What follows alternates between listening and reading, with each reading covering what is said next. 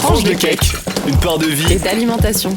Le podcast Par Belle Bouffe. Imaginé par Belle Bouffe, c'est le podcast qui vient te parler des pratiques alimentaires durables en temps de Covid à Lyon. Dans cette mini-série, tu peux retrouver des histoires inspirées d'interviews réelles menées lors des confinements de 2020. Tranche de cake te propose de croquer à pleines dents les récits de 8 personnages qui te racontent leurs questionnements et les évolutions de leurs pratiques. Aujourd'hui, tu as la chance de rencontrer Marion, distributrice. Bonjour, moi c'est Marion, j'ai 40 ans et depuis quelques années je fais partie d'une asso écolo-lyonnaise qui a créé une AMAP. Moi je participe à l'organisation, la gestion et je fais le lien avec les adhérents et le producteur. Alors avant le Covid, l'AMAP vivotait un petit peu. On avait une vingtaine d'adhérents qu'on fournissait uniquement en légumes parce qu'on était en lien avec une maraîchère qui habite dans le coin. Et donc à l'annonce du confinement, ça a été un peu le bazar. Donc on était comme tout le monde, on savait pas trop comment réagir, ce qui allait se passer. On a fait pas mal de réunions de crise pour voir un peu comment s'organiser. On voulait pas laisser tomber l'AMAP, on voulait pas laisser tomber la maraîchère et on s'est dit c'est vraiment le moment de montrer que l'AMAP c'est un modèle alternatif pour s'approvisionner qui a vraiment du sens. Donc du coup, il a fallu réorganiser toutes les distributions. Donc il fallait prendre en compte les mesures sanitaires, le respect de la distanciation, les créneaux horaires. Et puis, normalement, ce qu'on fait, c'est que c'est les adhérents qui tournent et qui chacun à leur tour vont aider la maraîchère pendant la distribution. Sauf que là, on s'est dit que c'était pas vraiment raisonnable d'un point de vue sanitaire.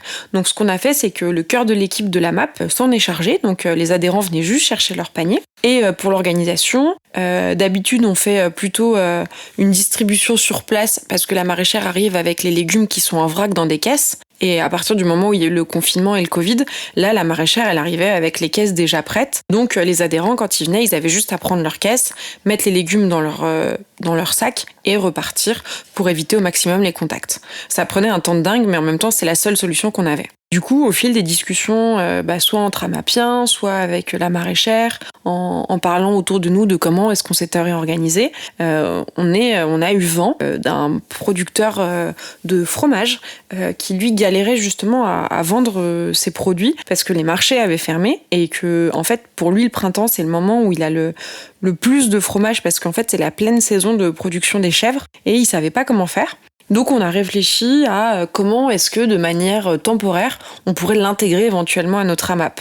Et c'est chouette parce qu'en fait c'est là qu'on se rend compte de la force du bouche à oreille et des réseaux, du fait de s'en parler, de pouvoir s'entraider. Et c'est aussi ça qui fait que malgré la fermeture des marchés, il y a pu avoir pas mal d'entraide pour aider clairement les agriculteurs qui se retrouvaient dans des situations bien compliquées.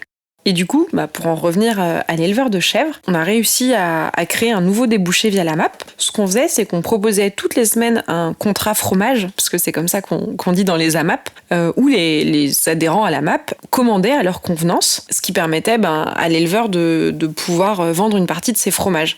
Et en fait, on s'est rendu compte que ça a très très bien marché et que les adhérents, ils étaient contents de pouvoir aider, mais aussi contents de pouvoir commander. Alors peut-être que c'était l'effet de la nouveauté, mais je pense qu'il y avait aussi vraiment une volonté d'être solidaire avec les producteurs et de pas les laisser tomber.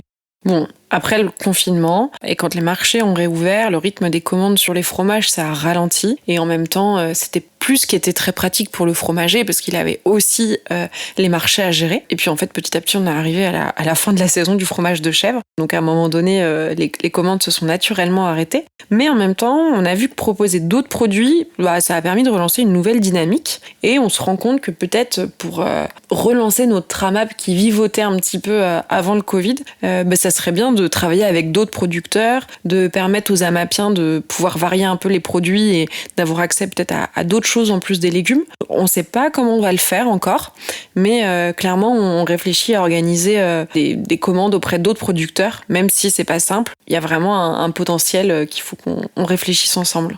Et puis en fait, si je reviens à notre maraîchère donc historique avec qui on travaille depuis le début de la MAP, elle s'est aussi retrouvée avec des tonnes de légumes sur les bras parce qu'en fait, son plus gros client, c'est la restauration collective et qu'à ce moment-là, les écoles étaient fermées. Donc elle s'est retrouvée avec énormément de légumes. Donc ce qu'elle a fait, c'est une vente à la ferme, comme beaucoup de producteurs ont fait à ce moment-là, mais ça suffisait pas.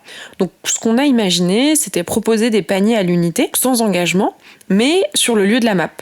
Et ce qui a été assez dingue, c'est qu'en fait, il y plein de personnes qui étaient intéressées, parce qu'en fait, il y avait plein de gens qui avaient l'habitude d'aller au marché, qui peut-être depuis 4-5 ans allaient tous les jours tous les week-ends chez le même producteur, et en fait, ils connaissaient même pas le nom de leur producteur, et du jour au lendemain, ils avaient plus d'endroits où aller acheter les légumes comme ils avaient l'habitude de le faire. Et c'est là aussi qu'on se rend compte de l'importance aussi d'acheter des produits de qualité et locaux, et quand on perd les marchés, en fait, c'est beaucoup plus difficile d'accéder à ces produits-là. À ce moment-là, il y a eu un peu la ruée vers les AMAP, c'était assez marrant. Après, il faudra voir ce que ça donne sur le long terme. Est-ce que les gens resteront ou est-ce qu'ils retourneront peut-être au supermarché ou au marché ? On verra. En tous les cas, c'était chouette de voir toutes ces nouvelles personnes. Et puis, clairement, on croise les doigts pour que ce soit des gens qui restent adhérents, amapiens, comme on dit, par la suite. On verra bien. Tu viens de croquer l'histoire de Marion, racontée par la jolie voix de Elsa. Pour en savoir plus ou découvrir les autres récits, rendez-vous sur notre site internet ou nos réseaux sociaux.